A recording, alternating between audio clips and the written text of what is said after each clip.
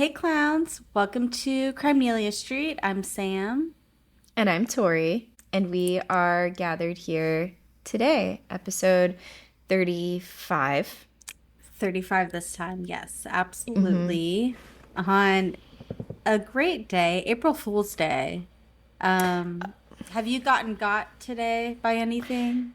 I have seen nary an April Fool, but I Mm, also haven't been really communicating with any. I've been so busy that mm-hmm, I haven't even been on social media or anything really. So mm-hmm. Probably I've, for the best. yes, Yeah. yeah. How about you? Did you get fooled? I don't think so. The Kit Kat thing, I have my own reservations about, which it is quite humorous overall. Okay. Is it like a personal Kit Kat thing or Oh, okay. That's I right. haven't heard about You it. haven't been online. So, something like 400,000 Kit Kats have been stolen in like a Oh, I did heist. see that. Yeah. Right. And there's And they're like like, tracking this them. is not a fool. Yeah. They're like, if you get these Kit Kats with a serial number, like, how did you get? So it's Oh like, my I kind of gosh. want to be looking out for the Kit Kats. Yeah. But Hey, yeah. all the more reason to get some Kit Kat, especially it's Easter. Does it have to be like Hey, just a regular Kit Kat or what's the deal? Can it be I like a Kit Kat mean, egg? I don't There's lots of know. What did versions they of Kit Kats say? flying around right now. Well, so the candy bars were in a truck that was stolen en route from a factory in central Italy to a location in Poland. So this is like international shit right Wow. here. It's so like an official Kit Kat spokesperson said, "We've always encouraged people to have a break with Kit Kat, but it seems thieves have taken the message too literally and made a break with more than 12 tons of our chocolate." While we appreciate It's the a lot. criminals' exceptional taste, the fact remains that cargo theft is an escalating issue for businesses of all sizes. So very, you know, they're like, give us I back like our shit, I also like pretty how they much. say businesses of all sizes, but it's like we know which size business you are. Yeah, yeah. Kit Kat. Don't try But to lump it's yourselves like, into the small business world. right, right. That's a threat. Give it back or else wind it up. Um, yeah. But so it seems real, but I did hear about I this kn- before April the 1st, oh, you unless did? it's like a long con situation by a few days. Hmm. Yeah, It would be pretty good marketing. it would to make people buy more Kit Kats. I don't know. Oh, true. I didn't even think about that. Yeah, to get the hmm. Hmm. The case too, this is all like I'm seeing a lot on social media. I'm sure everyone is, but with the doctor who like tried to kill his wife Yes. by Oh my did he like gosh. hit her with rocks or something if I'm remembering correctly? Yeah, and tried to stab her with like a syringe filled with some Oh, right. vial Yeah, because what the he's like an fuck? anesthesiologist or Oh, I something. didn't realize that. Hmm. Oh my God. How terrifying. Dude, uh, going on a hike with your husband. Hmm. Oh my God. Yeah, that is wild. And then like the him calling his son too. I didn't hear that part. I saw her testimony when she was like, I was so afraid that he was about to throw me off the cliff that I like threw my body on the ground and tried to grab onto the roots of the trees because I knew he was trying to throw me off. Um, Yeah, I think I that's didn't what I send you saw. that actually. I meant to. It was so he had called his son, I guess after, so I think that was his son's stepmom. Okay. The dad called the son, and the son was stepson to the woman who he tried to kill. But he's like, I'm not coming home. I'm gonna jump off the cliff. Like, I just tried to kill your stepmom. And like, the kid said that he could see like her blood on him. Oh my And it's just like, and he had gosh. to testify in court too. And it's like, oh my God, that he's Wow. like teenager. I can't tell exactly what age, but That is That's wild. so sad. Yeah, Yeah. so sad. Oh, yeah, that's been Ooh, wild watching unfold. yeah. It's a When did this all occur? I don't know. I haven't really looked into it. I just keep getting like I feel like every day I get like a new testimony come across my Mm-hmm. socials, but yeah, good question. We'll have to look into it a bit more. Right, right. Yeah, craziness for sure. It's crazy. Yeah. Hmm. For bevies tonight, I've got a honey lemon tea. Wonderful. Cat Mm-hmm. hair. Um, and I've got a lime bubbly. I'm forgoing the alcohol tonight. I went to a Lightning game last night, so I partook in a little bit of alcohol, and I'm just Mm-hmm. not feeling it tonight. Yeah, yeah, for sure. Especially after the game that was Yeah. had. Oh, Yeah. yeah. What a bummer. Right. What you sipping on? I did drink an iced coffee. Oh, there she And goes. now I have my DC, nice and crispy, Nice. With and the bendy straw. with a bendy straw, and then my Owala full of water. Nice. Hydration, yep. And I actually have a green tea floating around here somewhere, but it's fine. I think I have enough going on at the moment, so. Lots of caffeine. So we have the coffee, the green tea, and the DC. Yep, yep. It will be fine. She's moving. She's ready. Yep. Exam tonight too is future white diamonds, and then there's another word that I just see grand dot dot dot. Oh, Yeah. Gr grand Grandma. ma. Future white diamonds, grandma. Okay. Right. And that's just, it's funny because my name last time was Elizabeth Taylor, and then the Elizabeth Taylor stuff has just come out. And I was just thinking, have you ever smelled Elizabeth Taylor's perfume, White Diamonds? It is grandma. It is very grandma. I feel like I've heard that. Yeah, and I'm sure you've smelt it before, actually. Oh, But so it's just a perfume you wear when you're a grandma. So it's like whenever if I'm a grandma one day, I'll be wearing that and I'll be proud. So yeah. and you'll hear Elizabeth Taylor. Mm-hmm. Yes, yes. In the nursing home, you know? Yes. Yeah. And so Tori this week is 1,033 weeks, which I feel like there is some clowning happening, or maybe just like the numbers, the math is mathing with Taylor as she does. So yes, do tell. A little bit of both. Definitely some mathing and some clowning happening. But I feel like we should save it to the end, but it is a theory. Okay, perfect. I'm looking forward to that. So yeah. Cool. All right. Should we fuck it up? Let's fuck it up. Fuck it up. Okay. Mm-hmm. Tonight we're going to talk about Richard Scott Smith. He was born on February 22nd, 1971. I guess I usually talk about like where I hear the cases from. This one I saw a docuseries for it on I think it's a Showtime docuseries. It's a 4 episode thing.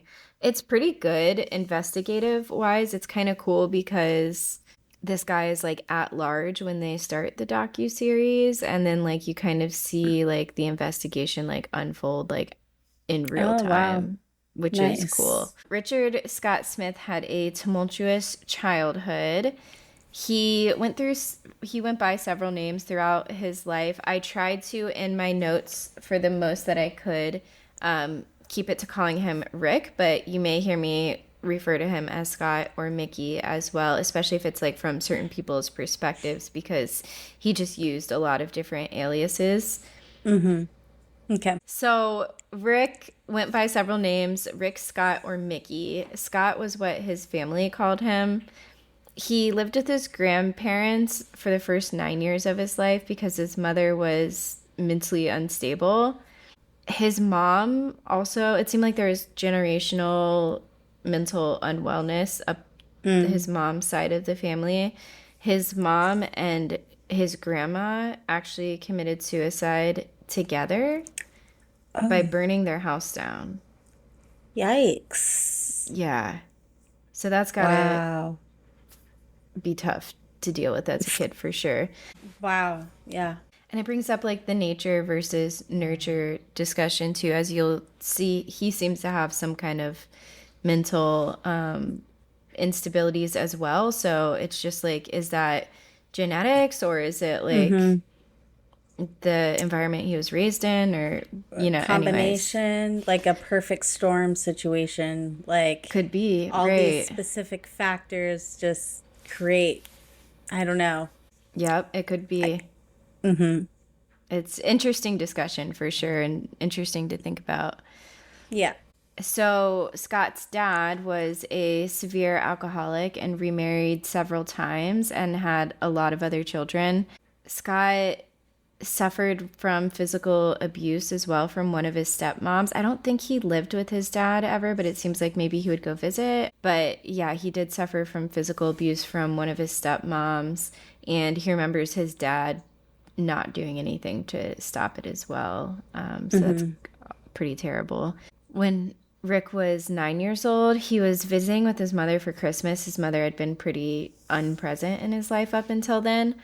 And she took him and fled with him and Oh, didn't leave a phone number, an address, anything. So he was in his grandparents' care until then, and then he just was with his mom after that. And they had no way to like get a hold of him or anything. And I don't know what the legality was behind that. Like I don't know if his grandparents had legal custody or if it was right. just what was happening. Mm-hmm. I imagine if they Wow. had legal custody, they could have like tried to find him. Done something. Yeah. Yeah. Right. Wow.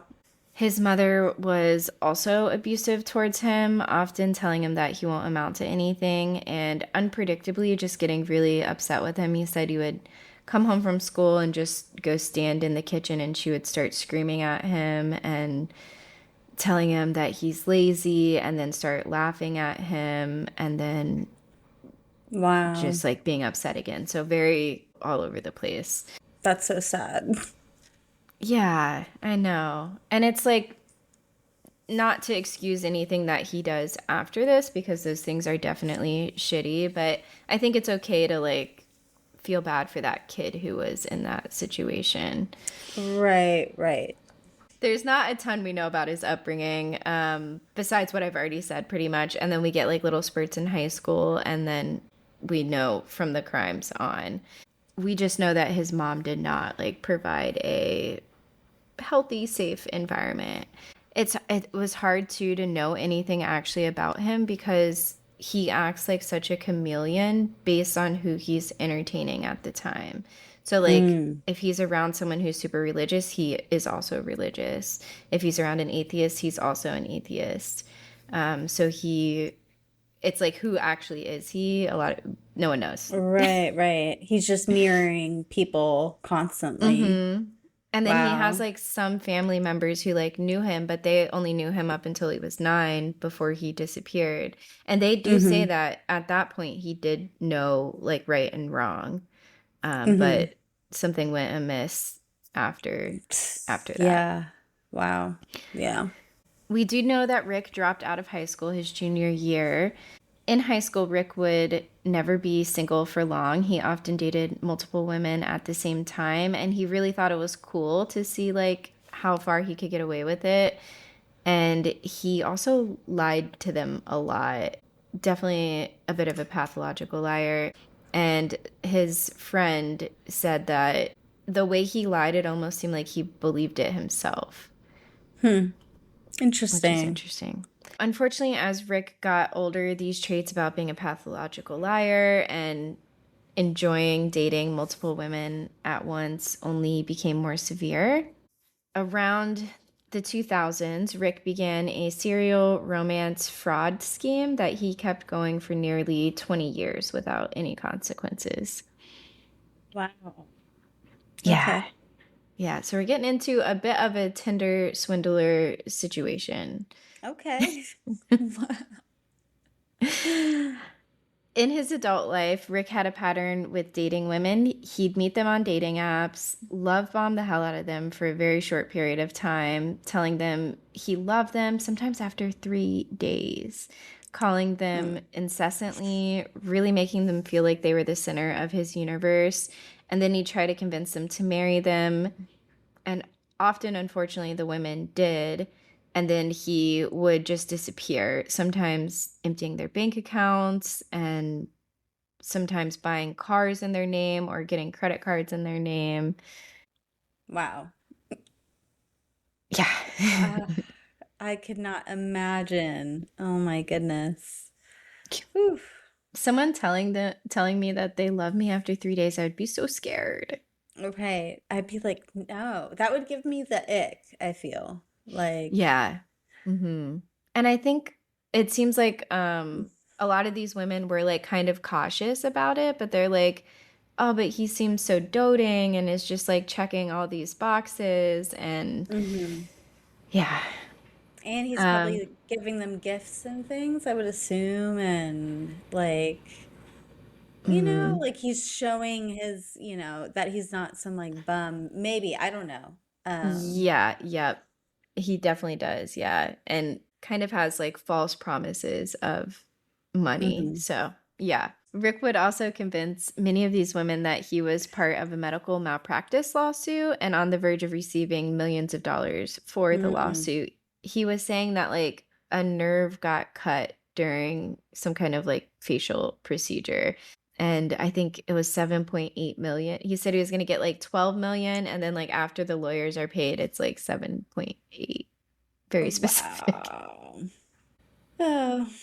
So, he just appeared to be this super eligible bachelor. He was I guess a, a- attractive. Doesn't really do it for me, but like I could see maybe I'm trying to think of how to say that. He was not unattractive. You can see his photo too. Yeah, he looks like an old dude. Um, That's what I was, yeah, I was gonna say like at that age, I feel like he's attractive. sure. Do we have to delete that? I mean, I get what he just is a very average looking dude. Yeah, he's not unattractive. Right. He's not like, ah. He's not I don't know. scary. He's not scary. Right. That's what we're trying to say. Yeah, I think all these women were maybe in like a bit of a vulnerable position with True. dating too. Right. They're just a bit more, yeah, susceptible to things, Yeah. which is Um, unfortunate. yep. He appeared to be a very eligible bachelor who doted on the women he was dating. And he just gave them so much attention too. And a lot of these women had been like in relationships where they felt like they were with partners who weren't affectionate enough and stuff. And he just seemed to be like checking all of those boxes. So Rick was leaving a trail of victims in his wake. These victims suffered from fraud, theft, and verbal and physical abuse from Rick. In May of 2014, Lisa Linton, one of Rick's ex wives and victims, started a blog that was initially intended to warn other women about Rick and his scheming ways, but it actually turned into something more where all of the exes were going there to talk to try to warn women in the future, but also to talk about like what happened to them. And it eventually even became more where they were starting to kind of track him down when the time came that they needed to. Nice. That's crazy. That's so cool Yeah, though. Like yeah. comparing notes and stuff. That Mm-hmm. must be Hmm. wild. It's like a what do they call those groups? You know, where you're like not a Like a comfort group. support group. Yes, yep. Hmm. But yeah, but with a mission. The eligible bachelor Rick victim support group. I It don't was know. actually called like Rick. this Crook Scott or something. Wow. The Crook was in there. Rick Scott, the Crook Smith, something like that. Mm-hmm. So I'm gonna go through some of the victims and their stories and involvement with Rick, and then we'll like get into the investigation bit of it. So there's a lot of people too in this case. I tried to boil it down as much as I could, but just fair warning, there is a lot of people in this. So Lisa Linton and Rick married in April of 2012 in Georgia. Lisa was wife number six of his. Lisa ended up leaving Rick just a few months later due to his manipulative nature. Luckily, she had frozen all of her bank accounts immediately when she left him, and he was unable to steal any of her shared pool of their shared pool of money. Holly Koch, I think it is. It's no, it's Koch. I think that's Coke. Mm-hmm. Um, Holly and Rick talked for 2 months on a dating app before finally meeting each other. So that's like a decent build up. I feel like 2 months. They quickly became serious, and Rick convinced Holly to move in with him, and they were planning on getting married. He also convinced her to join his business. Holly and her family members soon became suspicious of Rick, and she ended things with him in May of 2015.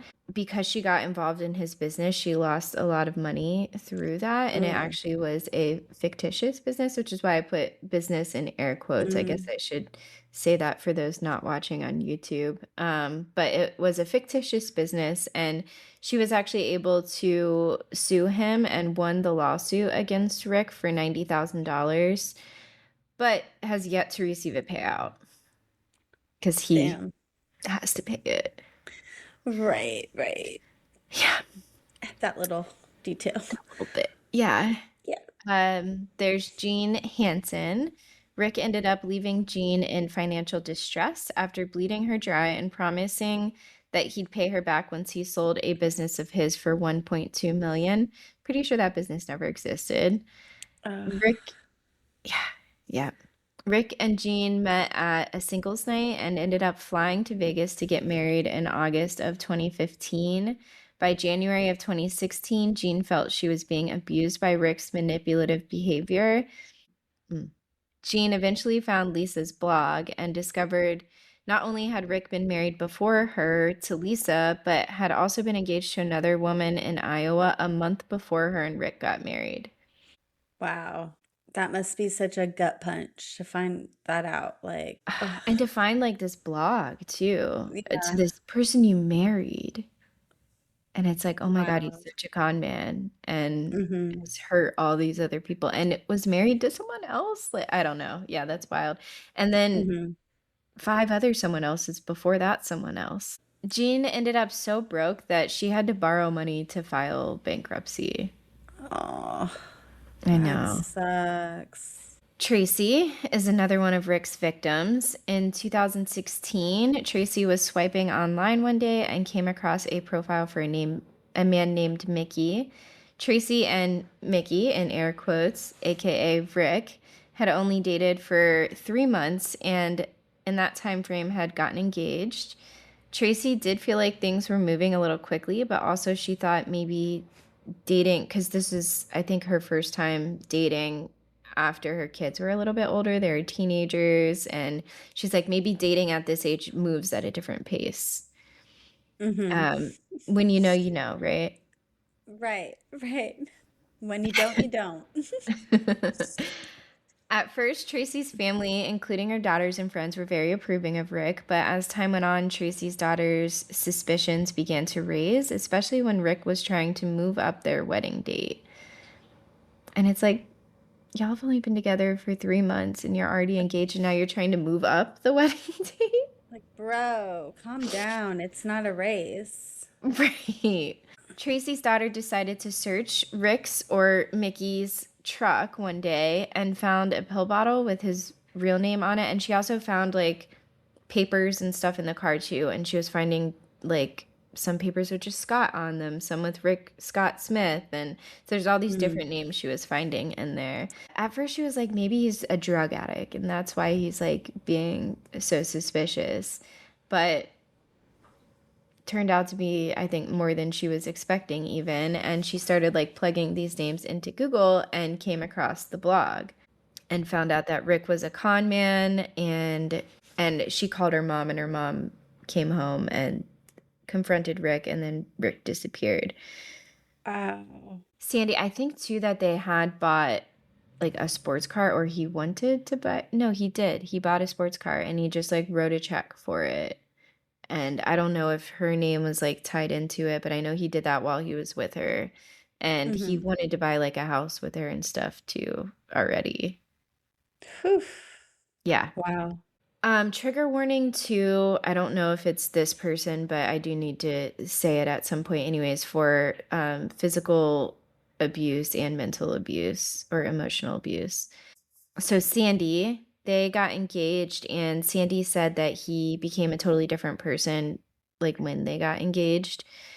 Sandy was going to leave him and she told him that she was leaving him and she was going to walk out the door and he pushed her and then he pushed her away from the door and then pushed her down on the bed and pinned her down and she saw him grab something on the bed and it was the Mm-hmm. iPad and he just started swinging it on her Oh my and God.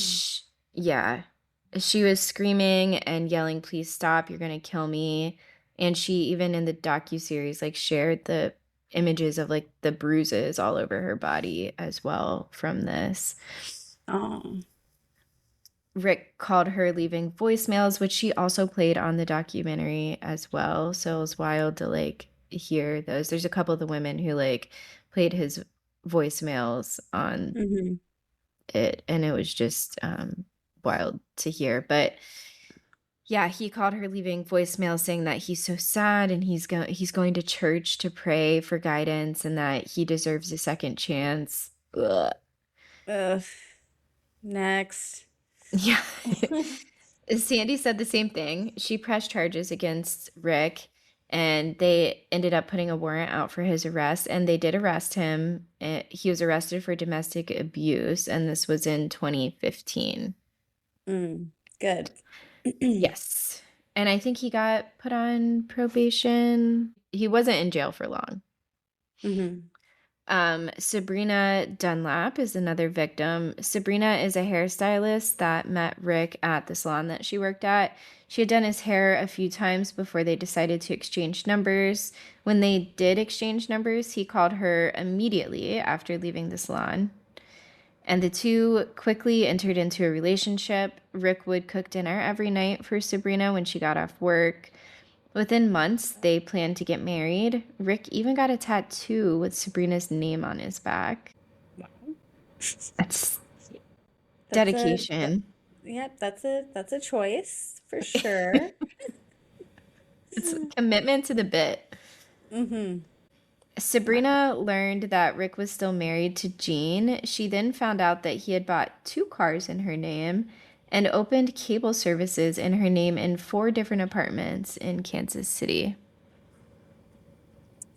Wow. Okay. How is Yeah. this guy like even getting, because you have to do a proof of income and stuff for apartments. It's just wild, like how he's moving his way or able to worm his way through life. Ugh, I hate it. Yeah, worm his way through life is the perfect way to say it too. Hmm. Yeah, I don't honestly, I don't even know how you can like mentally balance all of these things. Like Right. He must have I, really great lists. he has to. Right.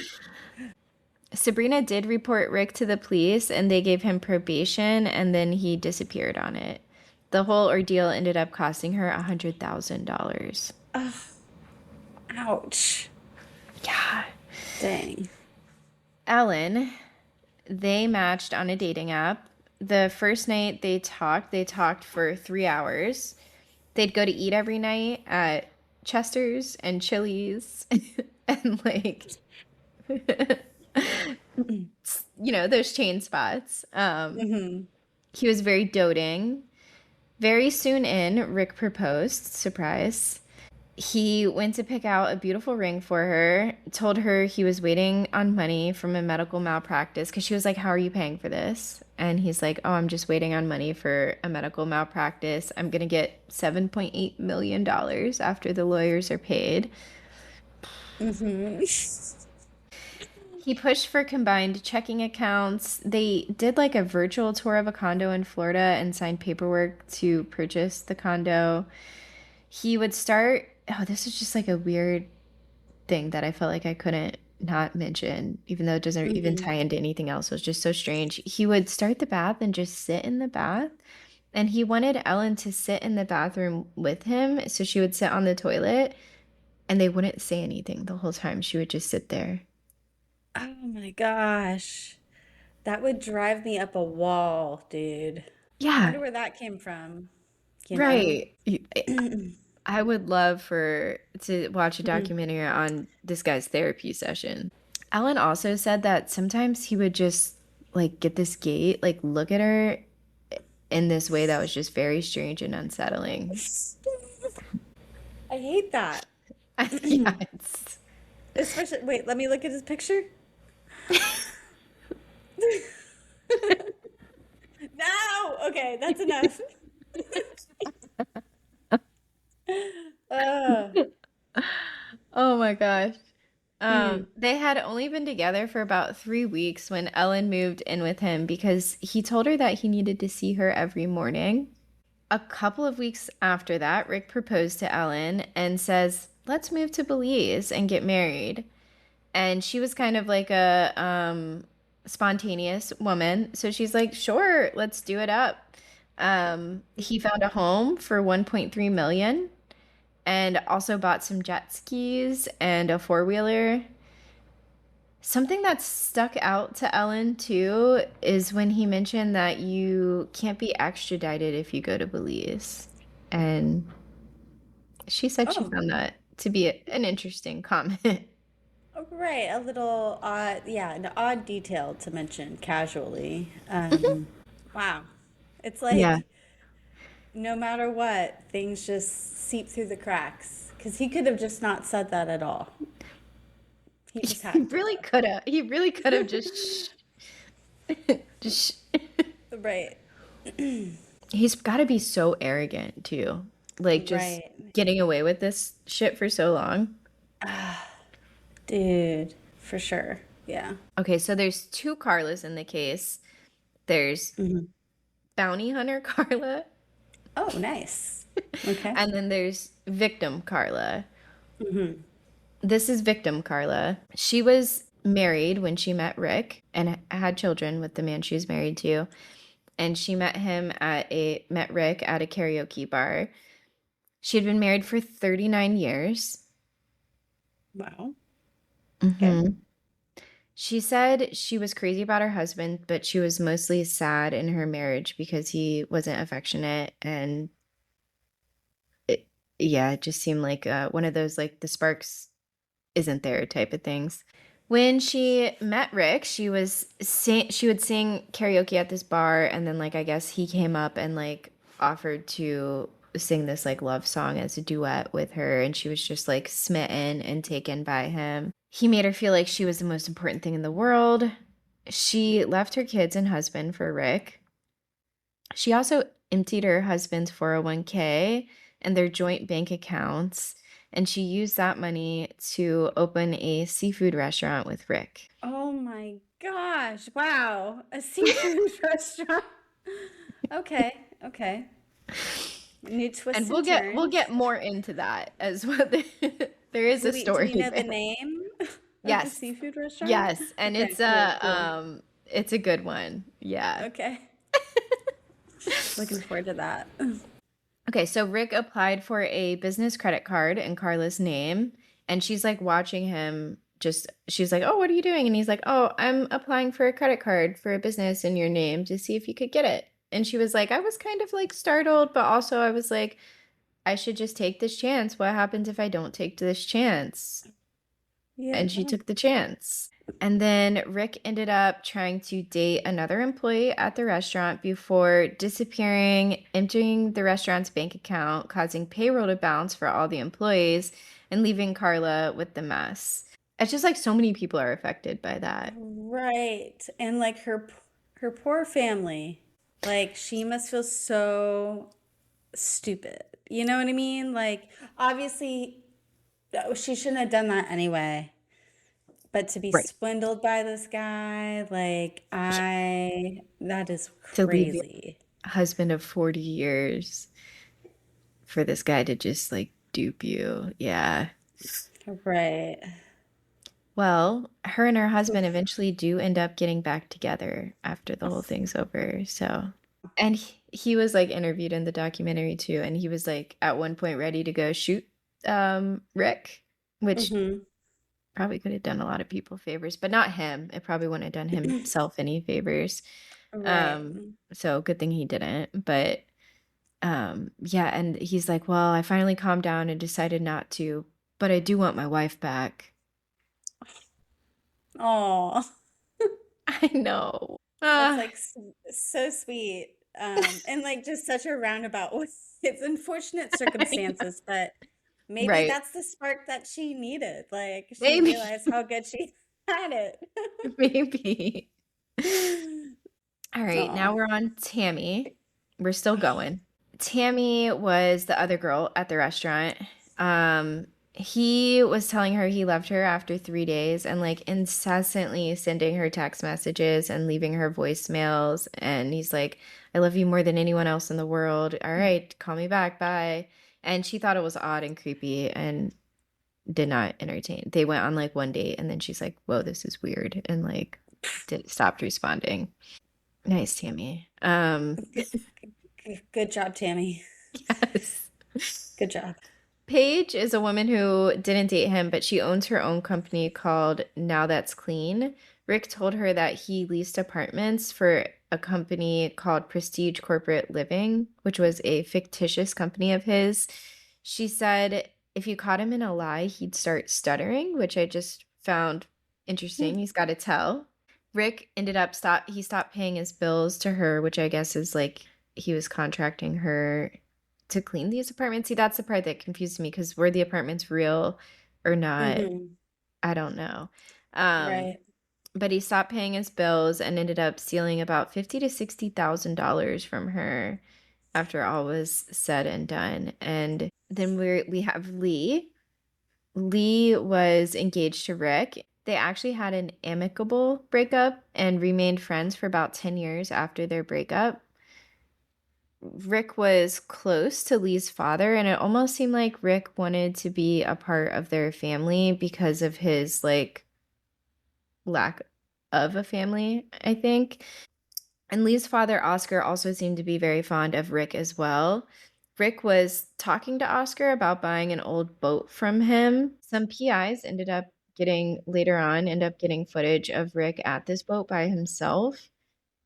And then a couple days later, the boat ends up sinking.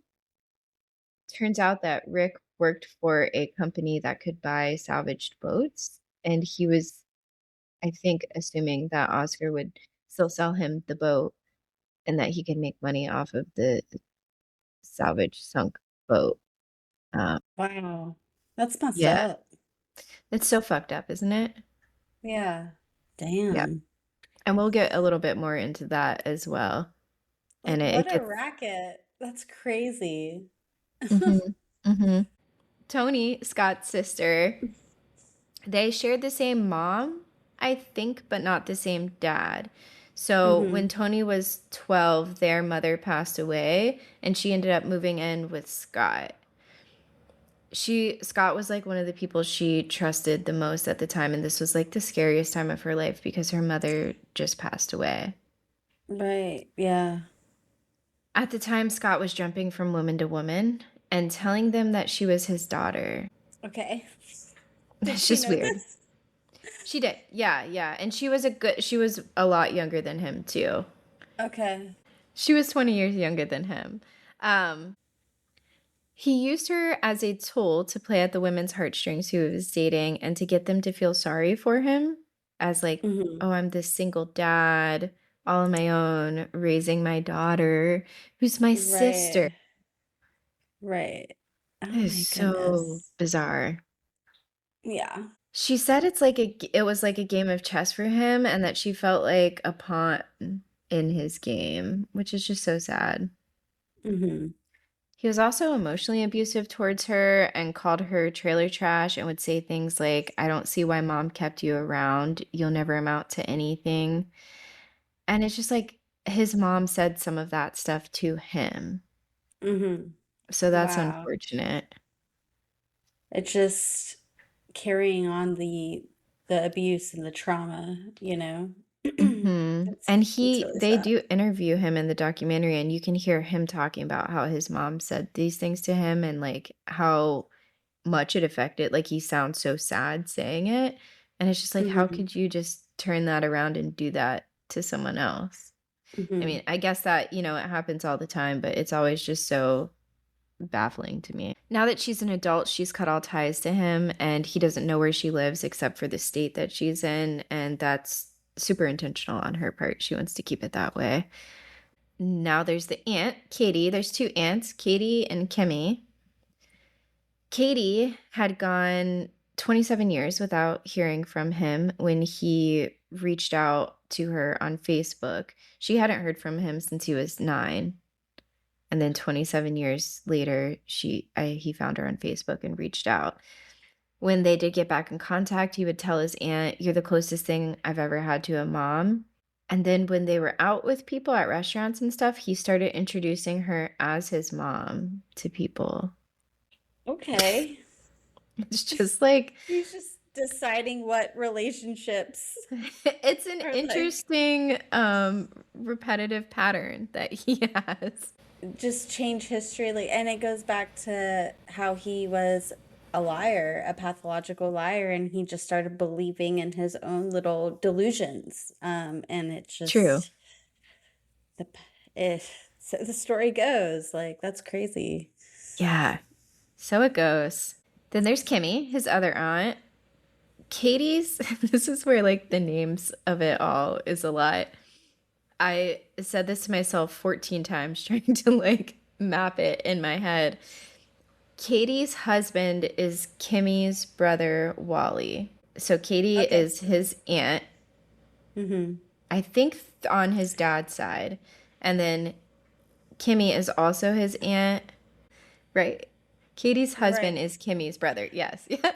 Right. So sorry. That is very confusing. No, it's good. So, Wally, Katie's husband, Kimmy's brother, was a Vietnam vet and ended up in the hospital from a brain condition from the different chemicals and stuff that he was exposed to at the time. Mhm.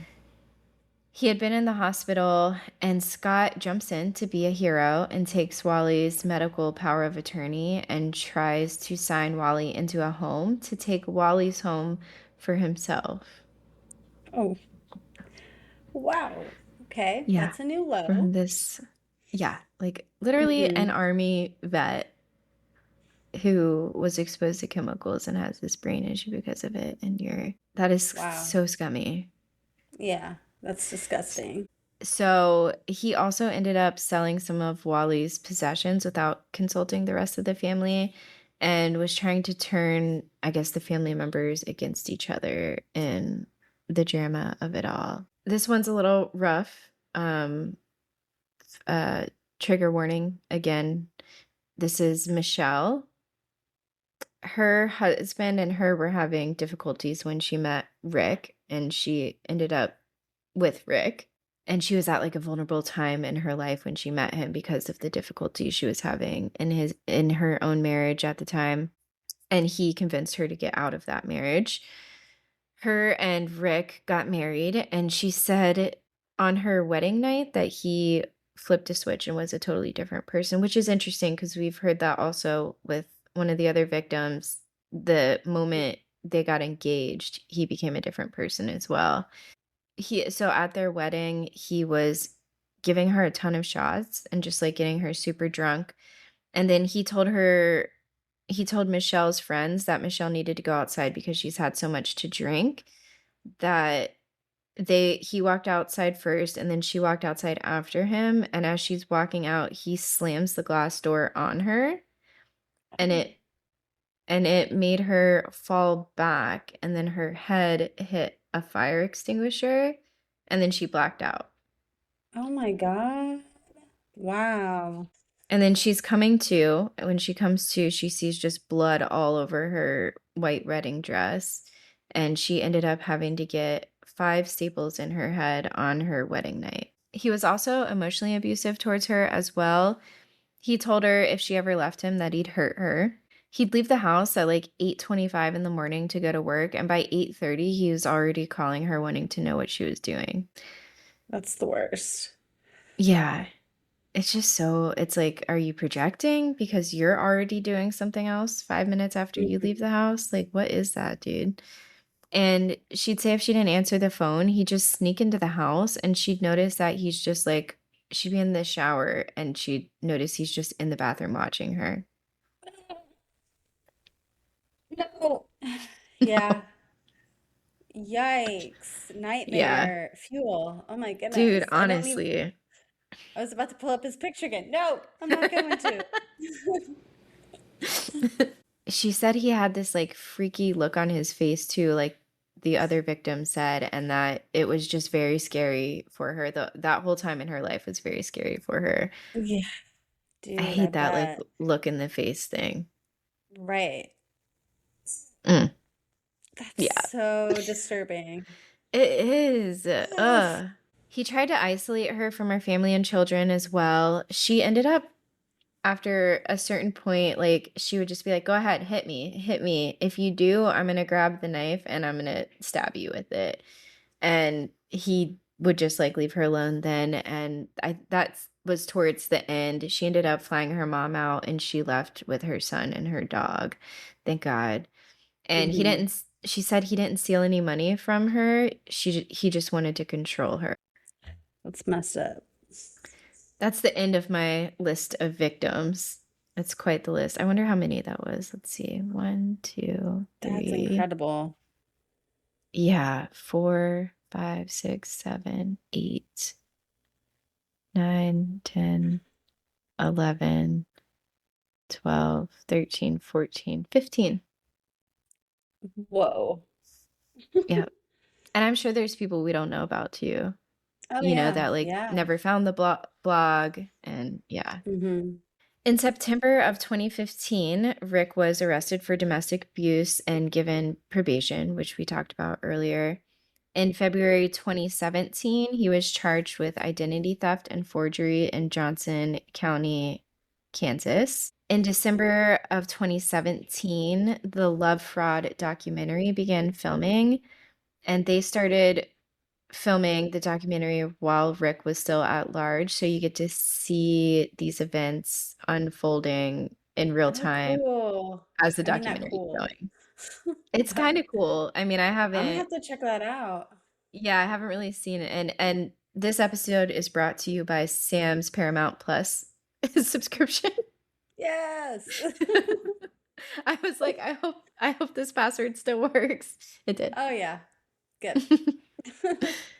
um Sabrina and Tracy sought the help of a bounty hunter, Carla Campbell, who took a personal interest in the case and decided to help the women out pro bono because Carla had had a history of abuse in her own personal past, and that's why she wanted to help the women out.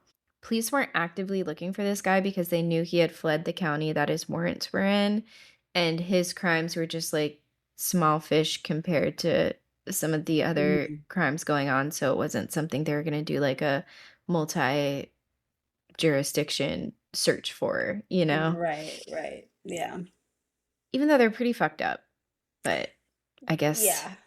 in the cop's eyes, it's like small fish to fry. Yeah. So now we're on Carla, bounty hunter. This woman is a badass. I was about to say she sounds like a badass. She is. I would And not mess with she, her. hell no. Mm-mm. But great person to have on your side. Hmm. She's a character for sure. She's a bit of an older woman, and she's just got the mouth of a sailor on her. She decided to get into bounty hunting after someone suggested it to her one night after seeing her get in a scuffle with a bar patron at a bar that she was bartending at. And the patron had backhanded a woman he was with and like slapped her off her stool.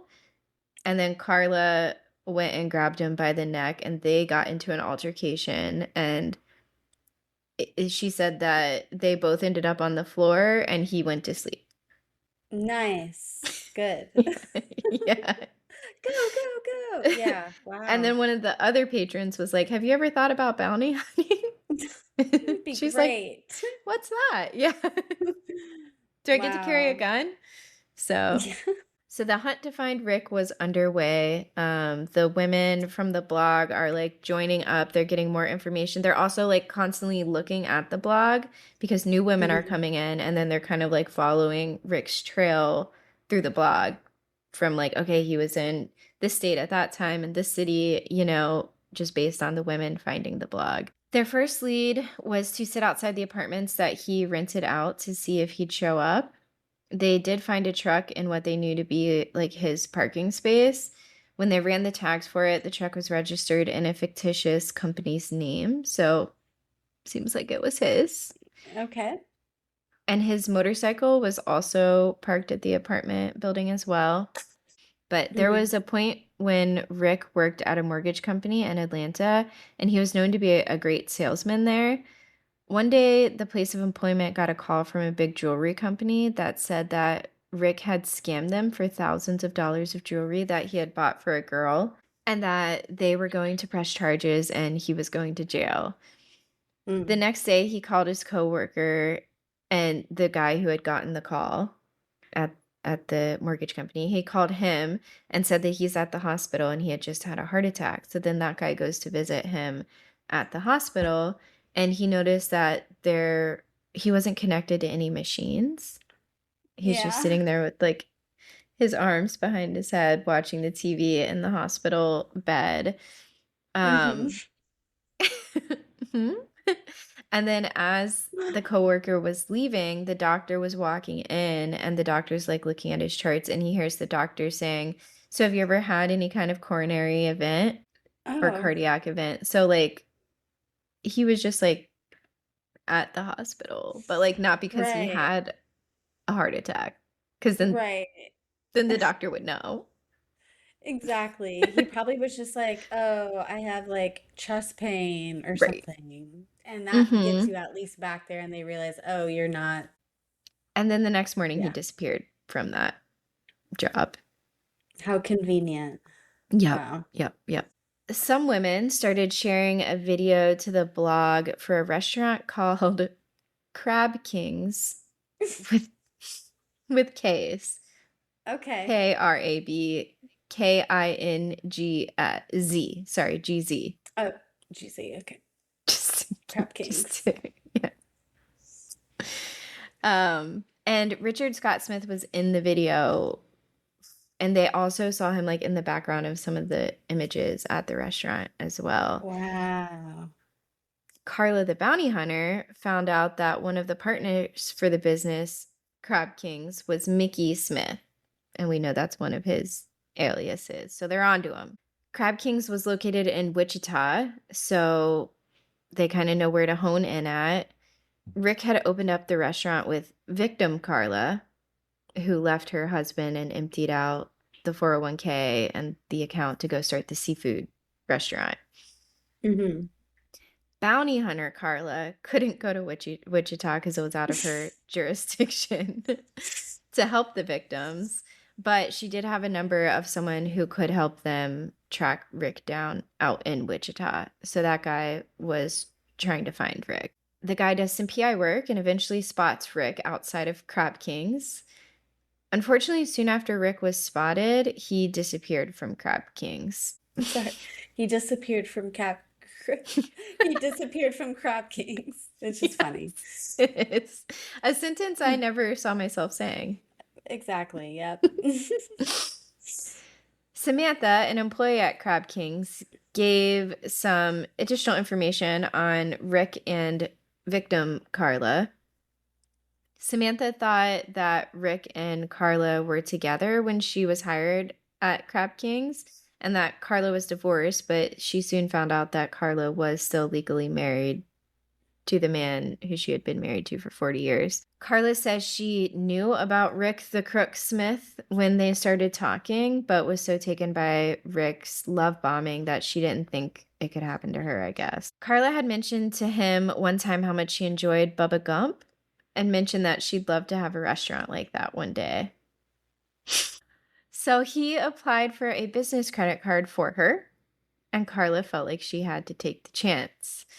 The business did really well in Wichita, as there wasn't much competition for seafood restaurants. There was just a Red Lobster.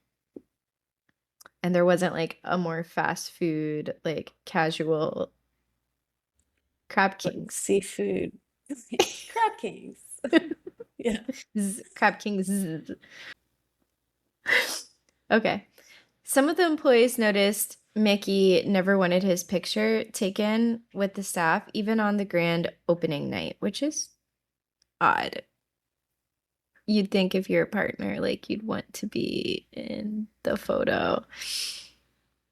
Most of the employees assumed Rick and Carla were married. One night when they went out after work, one of the employees said something about Rick and Carla being together, and Rick got super upset and offended and called Carla a freak and was adamant that they were not together and that he didn't like Carla. But this is when they were clearly together. Like, They definitely were before. I think that there was like some time that passed while they were like opening the restaurant and all of that. And like the employees were probably there for some amount of time before the restaurant actually opened. Um, but yeah, it seems like during that time, I guess he decided he hates her, um, but still working with her. how strange. Yeah, and Um, just rude. yeah, super rude. After he like opened up a business like in her name, mind you, and all these, like what? Like Yeah. at least he took his face away in the other situations, but like how dare you still have your face around and act that way? On the grand opening day of Crab Kings, Mickey bought flowers for a different employee than Carla. Carla thought he was bringing flowers for her. Mm-mm. Nope. He brought flowers for Tammy. The audacity. The audacity. Tammy went on one or two dates with Mickey, but found him odd and creepy because they were only together for like 3 days when Rick started saying he loved her multiple times and was sending her just a ton of text and voicemails. And I guess she recognized the love bombing and was like, ew, I hate that. And she said she was creeped out and just found it to be very odd. Some of the women knew about this girl named Lee from Knoxville, Tennessee. When Ellen had her doubts so Ellen was one of the other victims, when she was like doubting, because she, I think, had found the blog at some point when they started dating. So she was doubting Rick. Rick had Ellen talk to this woman named Lee, who he said was a good friend of hers, to comfort Ellen. And Lee couldn't say enough nice things about him. So the women who are trying to find Rick are like, what's going on with Lee? Because she likes him still. Like, are they still together? Or can she like tell us where he is? And Lee was the one, she had been engaged to Rick, but they amicably split. So the victims looking for Rick thought that Lee might know something about his whereabouts. Jean, who was one of the victims, called Lee, and Lee sounded super sus on the phone call. She was saying she doesn't know where Rick is, but that they talk like 4 times a week. And she was saying things like, I'm not going to rat him out. This is someone who's been in my life for 10 years. So it's like, I think you Hmm. do know. I think you Right, know. right. I think you know, Lee. The women hired a couple of PIs, and the PIs follow Lee, hoping to find Rick. When the PIs ran a background check on Rick, Multiple aliases came up with him, as well as social security numbers and addresses. 10 different social security numbers came up with him, 58 addresses, and 43 different phone numbers. And most of the addresses he was at for a short time, obviously. Mm-hmm. Wow. 58. That's nuts. I feel like I've moved a lot, but like, I don't know, maybe 15, 20 addresses total. Mm-hmm. Yeah, Wow. that's wild. The private investigators ended up seeing Rick coming out of Lee's housing complex and getting into a vehicle. They considered calling the cops, but they were like, no, we only have one chance to call the cops. So, like, let's learn his routines and figure out, like, everything about him before we call the cops. So, they plan to gather intel on him before calling the cops, that they know all of his habits and such when they try to get him arrested. They find out that he works as a salesman selling RVs, which just feels like right on par. Right, right. That tracks for sure. Mm-hmm. I'm surprised he's not a used car salesman, but Right. salesman feels right. They follow him to a boat dock where he meets someone in a white car who they find out is Oscar, Lee's dad. It also turns out that the car Rick is driving did belong to Oscar as well. So it seems like Oscar just gave him a car, which is Wow. so nice of Oscar. Oscar leaves at the boat dock. Rick suspiciously hangs about. They see him like washing off the dock and just like kind of hanging out on the boat, and they're like, what is he doing? It just seemed amiss. During the time that the documentary is filming, Lee breaks up with her boyfriend of 3 years, Daryl. Daryl says one day Rick called Lee saying that he needed a place to stay, and she let him stay at her and her dad's condo. Daryl fills us in that Oscar is getting up there in age and he's not totally of sound mind or memory. He's a bit out of it. And he started telling Oscar that, like, oh, I feel like you're just like a father to me. And then he takes the leap and just starts calling him dad and father. And I feel like that's so manipulative because Oh he's not yeah. of the right mind. And it Right. had to be really confusing to Oscar. And here he is giving him a car and like thinking about selling his boat to him. The private investigators are still following him, trying to learn his routines, and they've seen him go car shopping, house shopping, and dating multiple women at the same time. They found out he was going to be staying at a Super 8 one night, and the PIs and victims made a plan to call the police the next morning to try to get him arrested. With the warrant that was out for his arrest, there's one in Iowa and one in Kansas. So they get to the hotel that morning and they're calling the cops. They're like, "Hey, he's here. We have a fugitive. Please come get him." And like watching this part of the documentary is painful because the cops are moving so slow. It's like Ugh, the sloths at the DMV in Zootopia. right. It is That's maddening. And she's uh like, so they're on the phone long enough to where Rick starts leaving the hotel. He's like walking out with his suitcase, and she's like, he's leaving right now. And the woman's like, okay, and is this a white or a black male, or what is his rate? And it's like, uh girl, just get them here. What the hell does that right. matter? He's leaving. That's so frustrating. They'll find out when they get here. They'll see him. Mm-hmm. So, anyways, they end up following. This is when the woman on the phone actually, the whoever's on the police dispatch actually has a little urgency in her voice because she's like, well, we're following him. And she's like, no, no, no, don't follow him. And she's like, we are. And they kept following Rick, and he ended up driving to a shopping mall. They must have gotten back on the phone because she hung up on the dispatch person at that point. Mm-hmm. But they must have gotten back on the phone with the cops at some point, or maybe one of the other PIs was on the phone with the cops because the cops do end up showing up behind them and then pulling Rick over at this shopping center. Mm-hmm. So he was finally arrested. And this is Thank in goodness. 2018. Yeah. What a wild ride to get there, right? Right, right. That's nuts. But thankfully they got him. One day after his arrest, Oscar's boat sinks. Oscar said the boat was 34 years old and that he had never had a problem with it before. They ended up telling Oscar, hey, we actually saw him out at the dock by himself the other day and it seemed suspicious. And Oscar at first was like, no, Scott would never do anything like that. And, you know, I'd even sell him the boat now as salvage. And then they're like, really? And they're talking to him a little bit longer. And then I think it kind of sinks in for Oscar and Mm-hmm. he turns on Rick pretty quickly, seeing that like there is profit in him and like motive. Mm-hmm. And he also does seem a bit out of it as well. So I could see like what Daryl was saying.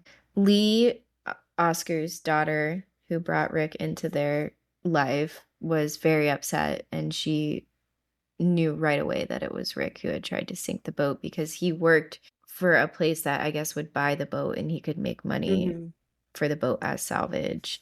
Yeah. Lee feels super bad that her dad's boat was sunk and that it was because she brought Rick into their lives again. The women, so Rick got arrested and the women got a chance to give their witness statements in court, which was cool to see some of them take advantage of that and be able to, you know, face him and say what Mm-hmm. they needed to say. Rick was sentenced in jail for 180 days. That's it. In Polk County, Iowa. Um, while Rick's in prison, he agrees to talk to Rachel, who's one of the producers for the documentary, and says that he wants to set his name straight by doing an interview. Mm-hmm. I'm not going to talk too much about the interview. It was literal absolute nonsense coming out of this man's mouth. Please. Oh, Okay, I can no, imagine. just babbling idiot. Like, yeah. And he was twitching the whole time and stuttering. And I'm like, he's lying. He's But like lying. he looked like if you don't watch the documentary, at least Google his interview. Mm-hmm. He or YouTube it, he looked so I've never seen someone look as guilty as he looked. And I'm like, is Yikes. this what he looked like when he was lying? Like, I feel like I don't Right. have Oh to my know him to be gosh. like that man is lying. Yeah. But Obvi. Dang. um but yeah, he pretty much just talks nonsense the whole time and just digs his hole deeper. He's certainly not clearing his name. He just seems Mm-hmm. like such a rat, honestly. One of the funnier bits, though, of the interview is when the woman interviewing him asks how many times he's been married, and he says 5. And then she's like, "Oh, can you list your wives?" And he like lists them, and she's like, "Okay, and what about this one?" And he's like, "Oh, yeah, I forgot about that. Yeah, that one. And he's like, well, where did she fit in? And he's like, oh, she was before this person, you know, and ended up being 10 Oh my marriages. goodness. Wow. Um, yeah. But he's like, let's call it 5. Yes. And in his interview the whole time too, he's like, I just want to be trusted and loved. And like, I never meant for these women not to trust me. And it's like, you're literally trying to clear your name right now and lying about how many people you've married when they know they've talked to them. He also starts whining that he can't just be normal and have a Facebook page because of the witch hunt after him. Wah, wah, wah. So sad. And saying that he just wants to be a normal guy. Then be normal. Right. Right. Then Or don't just like steal, don't, yeah, don't steal. manipulate, abuse people. Ah, Um Rick. She too asks at one point if there's anything he wants to say to the women that he has affected. And Stolen and lied to and abused. Yeah, yep. what I would Hmm. love to hear what he has to say.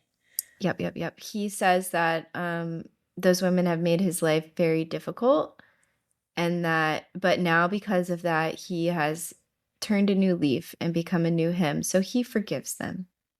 Oh, wow. He's blessing them with his forgiveness. Yep. That is, wow, so The, generous. the ego to like, ah, That's crazy. That is Yeah. some wild mental gymnastics that he's going through. It's, it really is. Yeah. Yeah. 6 months later, when he's been released from jail, there's footage of him in a pool with a new woman, and she's like just monkeyed around him. They're And like, that's where "You the don't documentary. understand him. I know. I understand. Uh, No, I can fix him." no, really, I can. Yeah. And that's where the documentary ends with them in the pool. He's currently on probation through 2029, and the last known sighting of him was in Kansas in August of 2020. August 30th of 2020, the Love Fraud documentary aired. So I'm sure he's not Right. being seen wherever he Yeah. is. What do you think of this one? Wow, it's just so scary that there's people like this just everywhere. Um, Yeah. and yeah, I just wonder where he is now.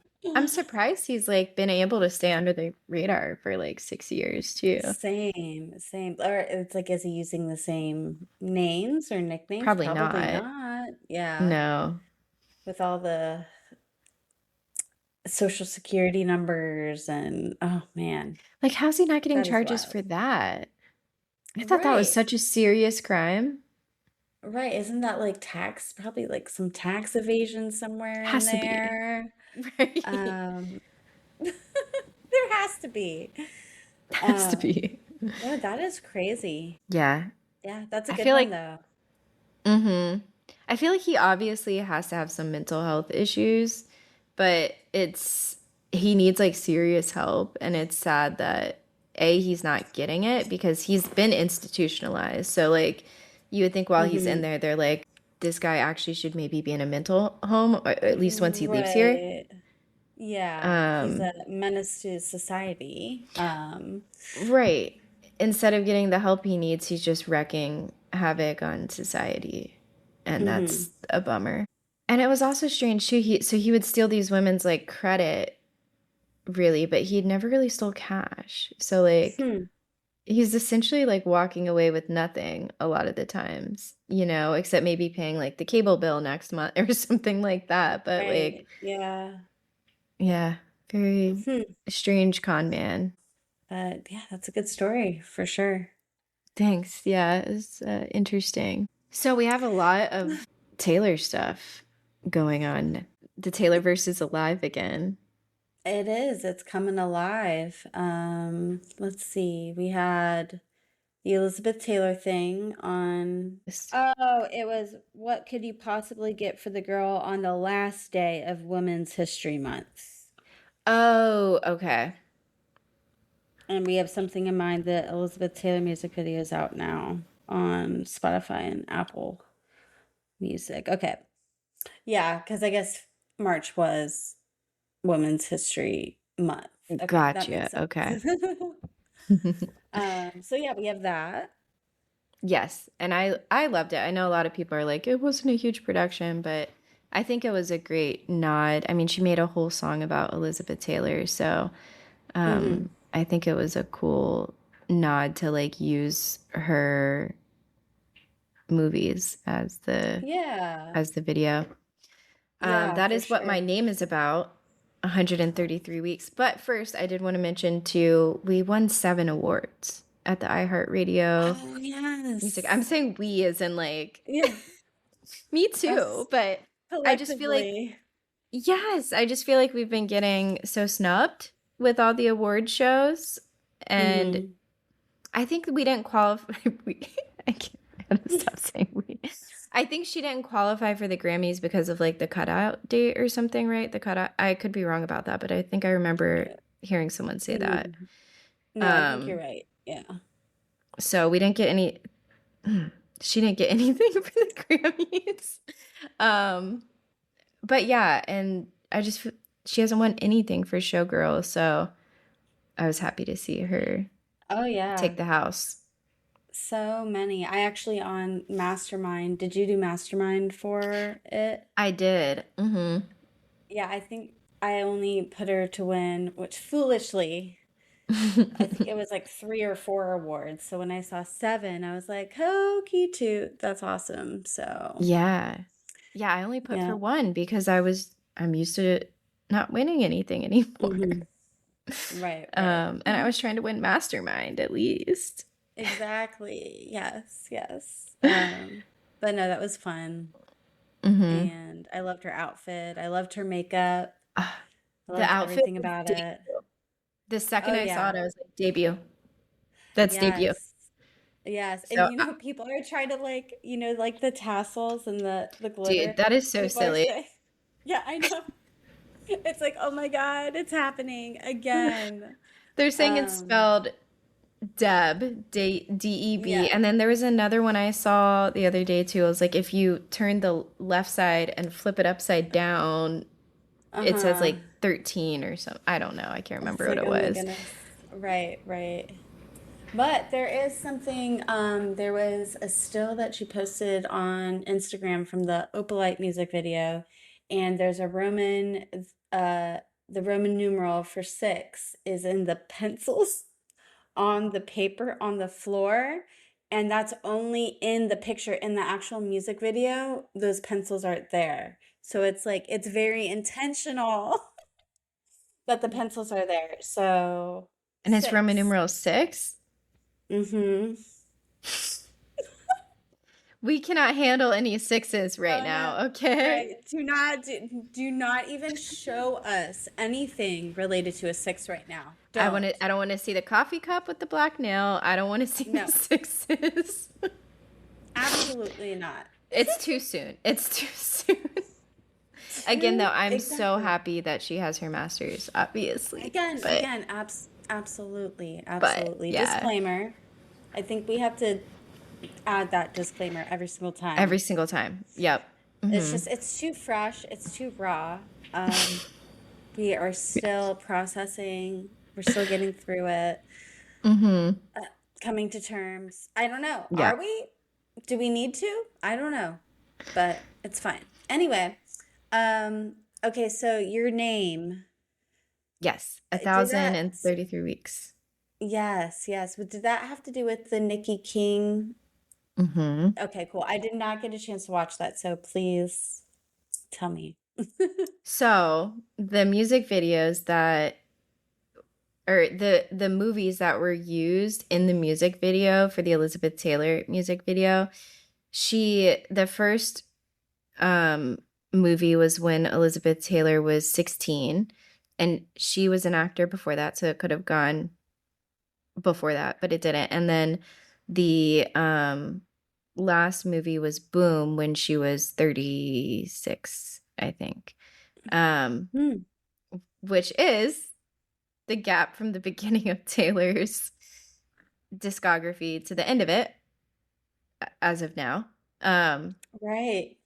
and it's also both 1,033 weeks apart. Wow. And then there was something about the music video came out 331. So like if you flip it backwards, Huh. Oh then it's yeah. March 330. 31st. Yeah, I guess if you take the zero out.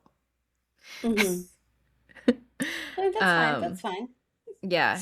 So, yeah, go watch Nikki King. She explains it better, obviously, the Mm-hmm. queen of theories. Oh my gosh, yeah. But yeah, That's pretty interesting cool though. that she went from 16 to 36, I feel like. Right. And that 16 the to weeks are so specific. right. No, that's crazy. Like how far in advance did she have to plan that out, you know? Right, right. Pretty far, I So, would say. so Um, debut TV is coming. That's next uh, for sure. exactly. Yes, I And then I think agree. she was saying something too, like maybe 10, I don't know, October or something I can't remember all the specifics. Hmm. But it's coming, and it used to be 1 2 1 2, so I wonder if we'll get the vault tracks as well, or maybe all of Reputation. Um as well this year. I don't know. I don't know. I'm Oh, back in the clown car. I'm back in the clown car. yeah, let's get in. All yeah, Beep all aboard. beep. Yeah. Um, well, hopefully, I mean, we'll see what we get this year. If we Mm-hmm. get anything, we don't have to. But No. it would be cool. It would be super Mm-hmm. cool. I would not be Um, upset. no, no, not at It's sad all. you can't get excited about that. All right. People are like, she's giving you a no. It's like, yeah, but it would also be pretty cool if it Right. happened. Like, I'm not upset if it Right. doesn't. We're not like expecting it and demanding it. And yeah, it's like, No, oh, you're just a part of the crowd chanting more. It's like, no, I am this shut way because up. you trained me. Right. Stop. No, I think it's fun. Obviously, she does things like this on purpose, whether it's just Hmm. for the sake of the cool little tidbit or if it means something deeper. It has happened both ways. So we are not crazy. We're not just chanting more. We are just unpacking it all. And that's Enjoying the okay. ride. Yes, yes. Yeah. And we're having fun Just with trying it. to We're not see getting where it mad. turns next. Yeah, so sue us. Don't. But right. No, I have faith that one day the coffee cup will truly make sense to us. It can't just be a red herring. It I can't. studied It's that. I too studied that. right. No, I have faith, Tori, that one day it is going to all make sense and Thank you. the stars will align and we'll be Thank like, it you. will be so worth the wait. Thank you. And I'm so glad for you that the orange door has come to fruition. Thank you. That was pretty satisfying. I knew that orange door was up to something. You So did. You did. it was just there, staring at us each time. And then it But wasn't. and then it wasn't. So yeah, that was great. Thanks for joining us on today's episode of Crimelia Street. You can follow us on Instagram at Crimelia Street or on TikTok at Crimelia ST Podcast. You can watch us on YouTube at Crimelia Street Podcast. And feel free to send us an email with any comments or suggestions for true crime stories at crimeliast@gmail.com. Bye, clowns. Bye, clowns.